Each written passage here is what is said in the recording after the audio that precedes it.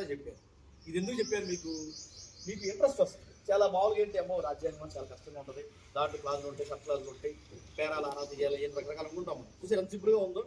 మీరు సాయంత్రం మీలో ఇంటికి వెళ్ళిన తర్వాత ఎంతమంది యూట్యూబ్ చూస్తారు? నిజం చెప్పండి.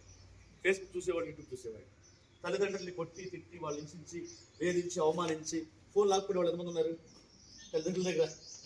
చెప్పండి రా, నిజంగా నేను చెప్పి మాకు కొంతమంది రిక్వెస్ట్ చేస్తారు, అమ్మ ఎవరైతే చెయ్యట్లేదో వాళ్ళందరూ అర్థమైందా? కాబట్టి ఈ రోజు ఏం చేస్తారంటే నేను చెప్పి నిజమా కాదని చెప్పేసి మీరు తెలుసుకోండి. ఫ్యూచర్లో అవకాశం ఉందనుకోండి, ప్రతి ఒక్కరికి ఈ పుస్తకం అందించి ఏర్పాటు చేస్తాం. ఇప్పుడు మీ అందరూ సంతోషం మధ్యన, అశ్వద్వరాల మధ్యన హెచ్ఎం గారికి ఒక పుస్తకం, ఈ స్కూల్కి ఒక పుస్తకం బహుమతి ఇస్తాం.